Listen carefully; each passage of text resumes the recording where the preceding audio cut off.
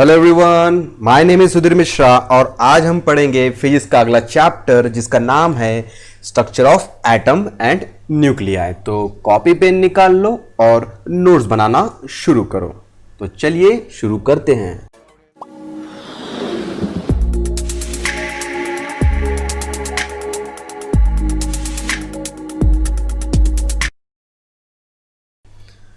तो सबसे पहले आप जैसे कि देख रहे हो आपके स्क्रीन पे आपको दिख रहा है structure of atom and nuclei, और उसमें सबसे पहला टॉपिक हमें जो पढ़ना है उसका नाम है थॉमसन मॉडल। तो देखते हैं इसका बेसिक इस ब्लैक स्क्रीन पर। ओके बच्चों, सो सबसे पहले आपको एटम के बारे में क्या पता होना चाहिए। एटम के बारे में आपको पता होना चाहिए कि सबसे पहले इसके बारे में बताने वाले का नाम था डाल्टन, और डाल्टन के हिसाब से बच्चों क्या था, atom is a smallest particle that is a small में लिखूंगा। एटम कैसा था बच्चों? Small, negligible, tiny. ठीक है बच्चों, कैसा था atom according to Dalton theory. So Dalton theory के हिसाब से यही सब था, जो कि इतना इंपॉर्टेंट नहीं है बट फिर भी हम एक बार देख रहे हैं। सो डाल्टन के हिसाब से एटम कैसा था बच्चों? स्मॉल, नेग्लिजिबल, ठीक है, और कैसा था बच्चों? रिजिड था। तो ये बातें हमें पता चली। उसके बाद बच्चों आए थॉमसन। थॉमसन ने क्या बताया वो देख लो। सो एटम के बारे में पढ़ेंगे अकॉर्डिंग टू थॉमसन। तो जे थॉमसन की बात अगर हम करें, नाम तो हम थॉमसन ही लिखेंगे। सो जे थॉमसन के हिसाब से क्या होता है बच्चों? एटम, एटम में कई सारे क्या होते हैं बच्चों? न्यूक्लियस। सपोज ये वाटरमेलन है, सपोज क्या है? तरबूज है। तरबूज मतलब हम क्या बोल रहे हैं बच्चों? वाटरमेलन। सो वाटरमेलन में बच्चों कई सारे बीज होते हैं बीचों बीच में, जैसा कि आपने देखा होगा। सो ये मान लो ये क्या है आपका? वाटरमेलन है। वाटरमेलन में क्या होते हैं? कई सारे बीज हैं। तो थॉमसन ने क्या बोला? वाटरमेलन की ही तरह न्यूक्लियस के मतलब चारों तरफ क्या होते हैं बच्चों? इलेक्ट्रॉन इस तरीके से होते हैं, जो कि आपको पता है कि गलत है। न्यूक्लियस के चारों तरफ बच्चों इलेक्ट्रॉन रिवॉल्व करते हैं। वाटरमेलन की तरह हर जगह इस तरीके से इलेक्ट्रॉन नहीं होते हैं। ठीक है बच्चों, सो इतना आपने किसके बारे में सुना? थॉमसन के बारे में। एक और चीज इंपॉर्टेंट बता देता हूं जो आपको पता होना चाहिए, जैसे कि आपने सुना होगा चेन, गोप चेन, गले में पहनने वाली चेन की बात कर रहा हूं। तो मैं क्या लिख रहा हूं इसको? द गोप चेन। ये मैं आपको क्यों लिख के दे रहा हूं? क्योंकि यहां पे आप देख सकते हो थॉमसन ने क्या निकाला? इलेक्ट्रॉन।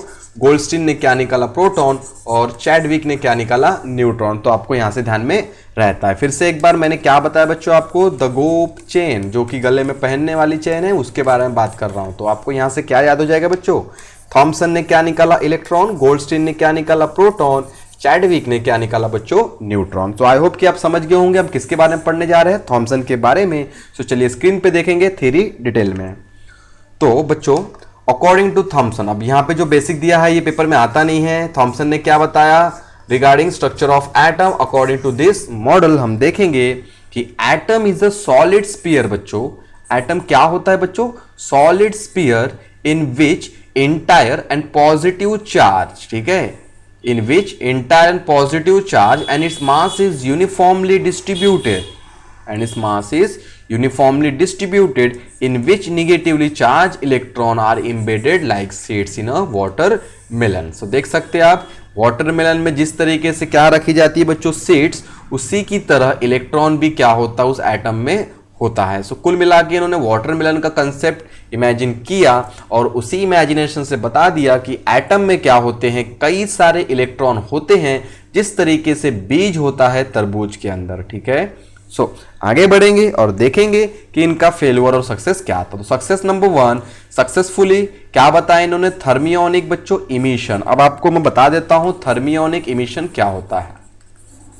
सो बच्चों थर्मियोनिक इमिशन का मतलब आपको पता है क्या होना बच्चों? इलेक्ट्रॉन का इमिट होना, इलेक्ट्रॉन का निकलना। कब जब कोई चीज गर्म करते हैं तब। व्हेन मेटल इज हीटेड, कोई भी मेटल, जैसे कि मैं टंगस्टन की बात करता हूं, टंगस्टन को गर्म करने से क्या निकलते बच्चों? वहां से इलेक्ट्रॉन निकलते हैं। सो नंबर 1 आपको पता है इलेक्ट्रॉन को निकालने का तरीका क्या है? उसको हीट कर दी जाए। ठीक है, सो इसीलिए इसको क्या बोलते हैं? थर्मियोनिक। थर्मी मतलब टेम्परेचर या तो हीट। नंबर 2, एक और मैंने आपको बताया फोटो इलेक्ट्रिक इफेक्ट। अब यहां पे आप बताइए मुझे फोटो इलेक्ट्रिक इफेक्ट में इलेक्ट्रॉन कैसे निकलता है? सो इलेक्ट्रॉन इमिटेड। कब इमिट होगा बच्चों electron? When light of suitable frequency falls on metal, या तो फोटो सेंसिटिव मटेरियल। तो आपको समझ गया, जब लाइट किसी मेटल पे पड़ती है सो इलेक्ट्रॉन क्या होता है, निकलता है। और एक मेथड है जो हमारी फेमस मेथड है, बैटरी बोल सकते हैं आप, या तो आप क्या बोल सकते हैं बच्चों, इलेक्ट्रिक फील्ड के अप्लाई करने पर। सो इलेक्ट्रिक फील्ड मतलब electron emitted when battery connected, when battery supplied, या तो व्हेन बैटरी, या तो पोटेंशियल बोल सकते हैं, व्हेन पोटेंशियल और battery supplied to conductor. Conductor भी क्या है बच्चों, मेटल है, सभी मेटल क्या होते हैं बच्चों, कंडक्टर होते हैं, ठीक है। सो किसी भी कंडक्टर, कॉपर की बात कर लो, कॉपर से अगर हम बैटरी कनेक्ट करेंगे तो बच्चों क्या होगा, सेम इलेक्ट्रॉन इमिट होंगे। सो आई होप कि आप मेथड समझ गए होंगे, इस तरीके से इलेक्ट्रॉन निकाला जाता है। सो बताने का मतलब यही था बच्चों कि ये सक्सेसफुली क्या एक्सप्लेन कर गए, thermionic emission, photo electric emission and ionization. So ionization बता देता हूं मैं आपको, आगे जाके तो काम आने ही वाला है। सो आयोनाइजेशन और बाइंडिंग एनर्जी कुल मिला के क्या है बच्चों, सेम। सो क्या होता है आयोनाइजेशन, सो आयोनाइजेशन का मतलब इलेक्ट्रॉन का निकलना, इलेक्ट्रॉन इमिटेड फ्रॉम न्यूक्लियस। सो इसका मतलब क्या होता है आयोनाइजेशन। बाइंडिंग एनर्जी का भी मतलब क्या होता है, इलेक्ट्रॉन का निकलना कहां से, न्यूक्लियस से। अब आपने सुना होगा बाइंडिंग एनर्जी ऑफ सैटेलाइट, तो वहां पे कौन निकलता है, वहां पे बच्चों निकलता है सैटेलाइट। इलेक्ट्रॉन तो नहीं निकलेगा, हम सैटेलाइट की बात कर रहे हैं तो सैटेलाइट निकलेगा। तो सैटेलाइट इमिटेड नहीं बोल सकते, escape, satellite escaped from orbit की अर्थ। सो ऑब्वियस सी बात है, फ्रॉम ऑर्बिट, यहां पे न्यूक्लियस बोल सकते हो या तो ऑर्बिट भी बोल सकते हो। हम बात करेंगे इसकी बच्चों, तो satellite escape from earth gravity, या तो अर्थ gravitational influence, that is a binding energy of satellite. और यहां पे हमने किसकी बात की, बाइंडिंग एनर्जी ऑफ न्यूक्लियस, या तो sorry binding energy of electron बोल रहा हूं, या तो ionization of electron. So I hope कि आप समझ गए कि बाइंडिंग एनर्जी और आयोनाइजेशन आगे जाके क्या होगा, सेम, इनके फॉर्मूले भी सेम, इनकी वैल्यू भी सेम। सो आई होप आपने इसको लर्न कर लिया होगा। सो आगे देखेंगे हम डिटेल में, बट एक एक चीज को मैं आपको डिटेल में बता रहा हूं कि आयोनाइजेशन क्या होता है, बाइंडिंग क्या होता है, थर्मियोनिक क्या होता है। ओके बच्चों, आगे बढ़ेंगे, ठीक है। सो हम बात करेंगे यहां पे फेल्यूर की। सो इन्होंने किस चीज के बारे में नहीं बताया, scattering of alpha particle, it can not explain the origin spectral line observe in the spectrum of hydrogen and other atoms. तो ये चीज आपको आगे जाके डिटेल में पता चलेगी, इसके बारे में मैं एक्सप्लेनेशन यहां पे नहीं दूंगा। तो ये टॉपिक आपको सिलेबस में है एज अ बेसिक, जो कि इंट्रोडक्शन है आपका, ठीक है बच्चों। सो ये पेपर में आता नहीं है, सो मैं यही बोलूंगा, इसको जस्ट क्या करो बच्चों, एक बार रीड कर लो, ठीक है। नेक्स्ट आगे बढ़ेंगे, ये आपका रिड्यूस सिलेबस है, तो इस साल के लिए मैं इसको क्या करता हूं, cross reduce syllabus due to Covid, ठीक है। तो इस साल की कोविड की जो बीमारी है उस चक्कर में सिलेबस को रिड्यूस किया गया है, क्योंकि सिलेबस ऑलरेडी इतना बड़ा है, तो इसको रिड्यूस करके सिलेबस को थोड़ा छोटा करने की कोशिश की गई है। सो ये भी बच्चों क्या है बच्चों, रिड्यूस सिलेबस है। हम आगे बढ़ेंगे, स्टेट बोर्ड में नहीं आने वाला आपको, हाँ ये भी रिड्यूस सिलेबस है, तो इसको नहीं करेंगे। अगर आपको एक्स्ट्रा नॉलेज के लिए पढ़ना है तो पढ़ सकते हो, बट मैं इसको क्रॉस कर रहा हूं because of reduce syllabus. Next, Rutherford atomic model, ये आपके टेक्स्ट बुक में है, पेज नंबर 15.4 325 में। सो रुदरफोर्ड ने न्यूक्लियस के बारे में सबसे पहले बताया। मैं आपको एक चीज बता देता हूं कि थॉमसन ने इलेक्ट्रॉन निकाला, थॉमसन ने इलेक्ट्रॉन, गोल्डस्टीन ने प्रोटॉन के बारे में बताया, चैडविक ने न्यूट्रॉन के बारे में बताया, है ना। चैडविक ने न्यूट्रॉन बताया, गोल्डस्टीन ने प्रोटॉन बताया, थॉमसन ने इलेक्ट्रॉन। तो फिर न्यूक्लियस किसने बताया, तो बच्चों न्यूक्लियस के बारे में किसने बताया, रुदरफोर्ड ने। तो आप इस चीज को ध्यान में रखेंगे, केबीसी में ये सवाल पूछा गया था, तो आई होप समझ सकते हो आप ये कैसा है, इंपॉर्टेंट क्वेश्चन है। सो आते हैं हम अपने टॉपिक की बात करेंगे। मोस्ट ऑफ मास, सपोज मैंने अगर बोला कि ये आपका क्या है, रूम है, और उस रूम में क्या है, एक सुई है, सुई की नोक बोल सकते हो, नीडल का पॉइंट बोल सकते हो, पिन बोल सकते हो। सो इतना बड़ा न्यूक्लियस होता है बच्चों आपका, समझ गया आपको क्या होता है, इतना बड़ा आपका क्या होता है, न्यूक्लियस। लेकिन न्यूक्लियस ये पूरा एटम है बच्चों, ये पूरा क्या है, एटम है, और ये क्या है बच्चों, न्यूक्लियस है, ठीक है। मैं जो चीजें बताता हूं ध्यान से सुनिएगा। सो न्यूक्लियस बच्चों अगर 1000 ग्राम का है, तो इस एटम का मास 10 ग्राम ही है, 10 ग्राम या तो 1 ग्राम ले लो, ठीक है। बोलने का मतलब न्यूक्लियस का 99.95% मास होता है और एटम का समझ गए होंगे आप कि उससे भी कम मास होता है, यानी पूरा का पूरा मास कहाँ पे होता है, न्यूक्लियस में होता है। ठीक है, देखिए थ्योरी नंबर 1।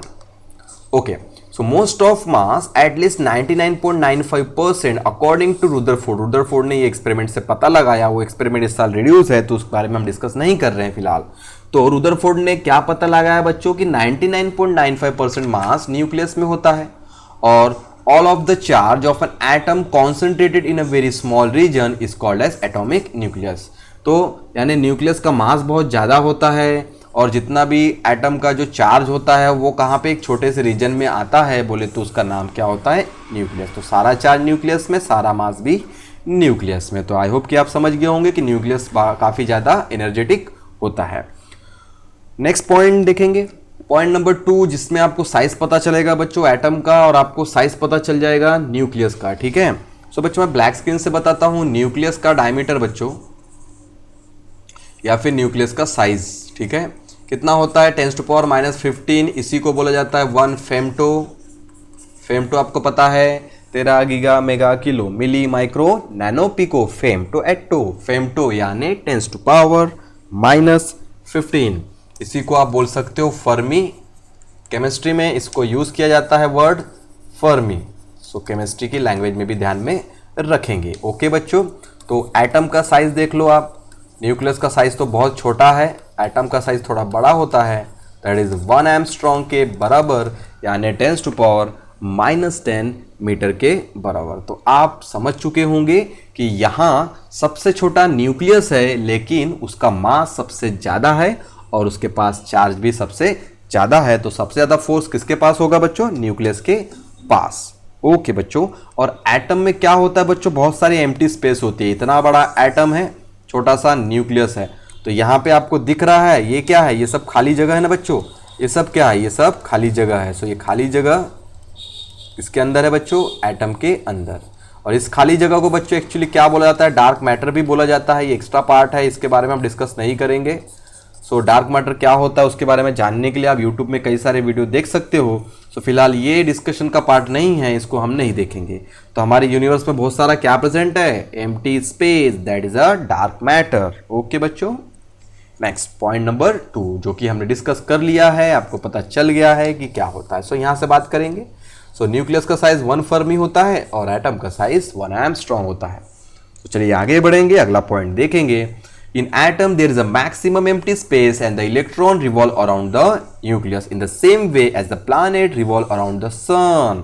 So आपको समझना है यहाँ से कैसा, according to Rutherford बच्चों, ठीक है, according to Rutherford, planets revolve around the sun. So आपको पता है planet due to mass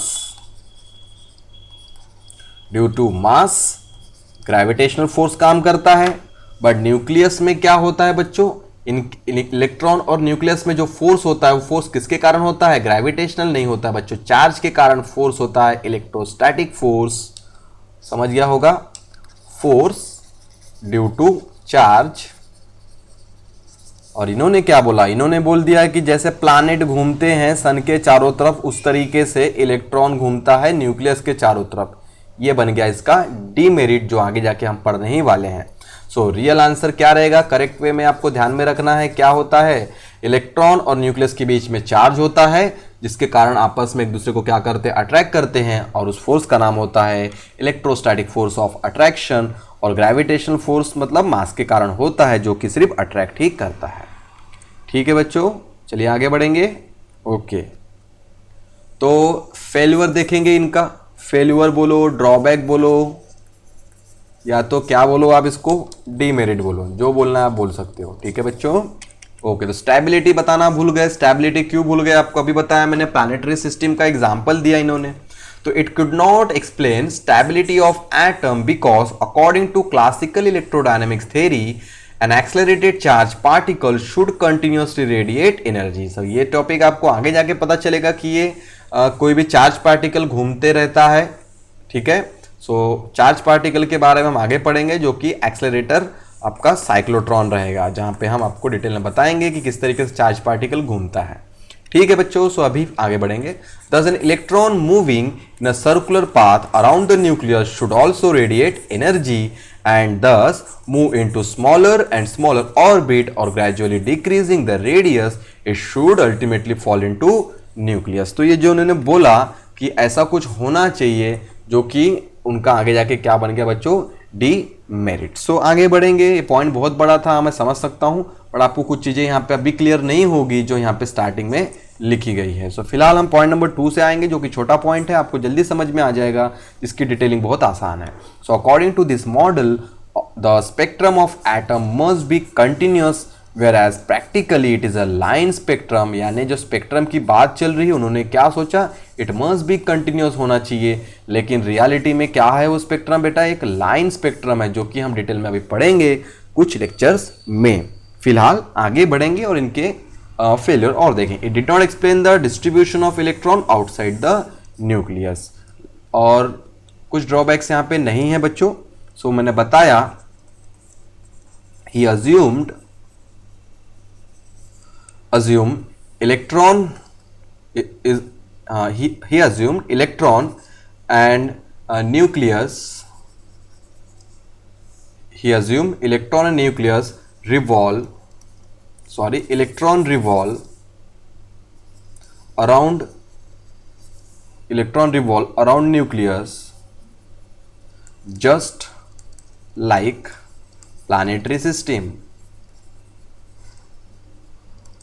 planetary system which is wrong। So I hope कि आप समझ गए होंगे इनका क्या बन गया बच्चों, डीमेरिट, बट ये भी एग्जाम में आता नहीं है। सो मैं आपको बोलूंगा कि इसको एक्स्ट्रा पढ़ने की जरूरत नहीं है। सो सिलेबस जितना रिड्यूस किया है उससे ये भी हिसाब समझ लो कि क्या है, रिड्यूस ही है, क्योंकि आपको एक्सपेरिमेंट नहीं दिया, थ्योरी दी है, तो ऑब्वियस सी बात है थ्योरी पेपर में आएगी नहीं और इसका कोई यूज नहीं है। So no use of this topic in exam। So फिलहाल यूजफुल क्या है उसको देखेंगे। 5 स्टार की रेटिंग से आपका टॉपिक आगे बढ़ेगा जिसका नाम है बोर्स एटॉमिक मॉडल। सो बोर्स पोस्टुलेट के नाम से भी फेमस है ये बच्चों, और ये आपके एग्जाम में हर साल विदाउट गैप आता है, चाहे वो स्टेट बोर्ड हो बच्चों या तो आपकी एंट्रेंस एग्जाम हो। तो मैं आपको बोलूंगा कि आप अगर पढ़ाई कर रहे हो, स्टार्ट कर रहे हो टॉपिक, तो कहां से स्टार्ट करो, डायरेक्ट बोर्स एटॉमिक मॉडल से स्टार्ट करो, जो कि आपके टेक्स्ट बुक में दिया है पेज नंबर 327 में। तो चलिए बच्चों शुरू करेंगे बोर्स पोस्टुलेट को। अब मैं आपको यहाँ पे दिखा देता हूँ, ये पहला पोस्टुलेट है स्टेबिलिटी कंडीशन के लिए, जो उन्होंने बताया था कुछ इस तरीके से। सो सपोज पॉजिटिवली चार्ज आपका क्या है बच्चों, न्यूक्लियस, और ये मैंने क्या बताया आपको, एटम, और इस एटम के चारों तरफ मतलब एटम में क्या होते हैं, कई सारे इलेक्ट्रॉन होते हैं जो कि क्या करते हैं बच्चों, रिवॉल्व करते हैं। सो उनके बीच में जो फोर्स होता है, किनके बीच में बच्चों, इलेक्ट्रॉन और न्यूक्लियस के बीच में जो फोर्स होता है, उस फोर्स का नाम क्या होता है बच्चों, इलेक्ट्रोस्टैटिक फोर्स। और किसके वजह से घूमता है बच्चों, सेंट्रीपिटल फोर्स के वजह से। सो हमने स्टेटमेंट क्या बोलना है बच्चों, इसका स्टेटमेंट क्या बन जाएगा बच्चों, मैं यहां पे दिखा दूं या फिर लिख देता हूं, electron revolve around nucleus, electron revolve around nucleus due to force, electron revolve around nucleus due to revolve around nucleus in circular orbit या तो circular path due to centripetal force provided by electrostatic force of attraction. So ये आपका statement है, simple सा example है circular motion का, आपने कई बार इसको पढ़ लिया होगा, तो देखो इसका statement. So electron revolve around the nucleus in circular orbit with constant speed, और सबसे बड़ी बात centripetal force required for the circular motion which is provided by electrostatic force of attraction. किसके बीच में रहेगा, पॉजिटिवली चार्ज न्यूक्लियस और negatively charge electron. सो ये बहुत सिंपल है, इसका डेरिवेशन भी देख लो थोड़ा सा। इसका फॉर्मूला नहीं दिया है बट मैं आपको इसका फॉर्मूला दूंगा, बहुत इंपॉर्टेंट है, इसलिए इसका फॉर्मूला बहुत जरूरी है। सो बच्चों इसका फॉर्मूला होगा, क्या होगा बच्चों, सेंट्रीपिटल फोर्स इक्वल टू क्या हो जाएगा बच्चों, इलेक्ट्रोस्टैटिक फोर्स। सेंट्रीपिटल फोर्स होता है बच्चों mv²/r, और इलेक्ट्रोस्टैटिक फोर्स होता है 1/4πε0k into charge upon distance का स्क्वायर। सो चार्ज की जगह पे आप क्या डाल सकते हो बच्चों, ई। सो मैं यहाँ पे क्यू का स्क्वायर होता है बच्चों, Q1 इंटू Q2 होता है ना, सो क्यू स्क्वायर हो जाता है। सो मैं क्या कर रहा था, हाँ इसको इरेज कर देता हूँ। चार्ज यहाँ पे कौन है बच्चों, इलेक्ट्रॉन। सो इलेक्ट्रॉन का चार्ज रखेंगे। सो आई होप कि आप ये फॉर्मूला अपने कॉपी में लिख लेंगे, आगे जाके इसका यूज़ होने ही वाला है। सो आप इसको नोट कर लीजिए। चलिए मैं मिटाता हूँ, सेकंड पोस्टलेट बताता हूँ। सेकंड पोस्टलेट, अच्छा ये पहला पोस्टलेट क्या रहेगा बच्चों, स्टेबिलिटी कंडीशन। पेपर में स्टेबिलिटी कंडीशन भी पूछ सकता है, यानी कि पहला पोस्टलेट। सेकंड पोस्टलेट बच्चों क्या है, quantum condition. So according to quantum condition that is the second postulate of Bohr's. और सभी के सभी जो पोस्टलेट बच्चों किसके लिए दिए बच्चों, एच एटम के लिए। ये ध्यान में रखिएगा, एच एटम का जेड क्या होता है बच्चों, 1। ये काम पड़ेगा, मैं अभी बता देता हूँ। तो चलिए सेकंड पोस्टलेट की बात करते हैं। इलेक्ट्रॉन रिवॉल्व इन दो स्टेशनरी ऑर्बिट, स्टेटमेंट बता रहा हूँ। Electron revolve to stationary orbit where angular momentum that is L, angular momentum is equal to integral multiple of h upon 2 pi. बहुत आसान था, आई होप कि आप समझ गए होंगे। क्या बोलेंगे बच्चों, angular momentum, angular momentum is equal to integral multiple of h upon 2 pi. चलिए स्टेटमेंट देखिए, आई होप कि आप समझ गए। So electron revolve only in those orbit for which total angular, चलता है कोई बात नहीं, टोटल एंगुलर मोमेंटम किसके बराबर हो, integral multiple of h upon 2 pi. Those orbit are called, ये इंपॉर्टेंट है, इन ऑर्बिट को क्या बोलेंगे, स्टेबल, स्टेशनरी, परमिसिबल और क्वांटाइज और बोर्स ऑर्बिट। सो बेटर क्या नाम रहेगा, आप याद कर लीजिए।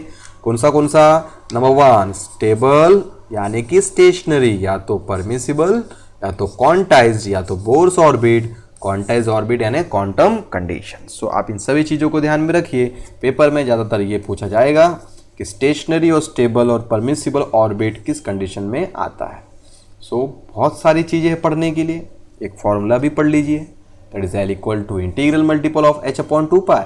और एल इक्वल टू बच्चों क्या होता है, मोमेंटम इंटू रेडियस, और मोमेंटम क्या होता है, मास इंटू वेलोसिटी, इसलिए एल इक्वल टू क्या होता है बच्चों, mvr। सो आई होप कि आप चीज़ों को क्लियर कर रहे हो।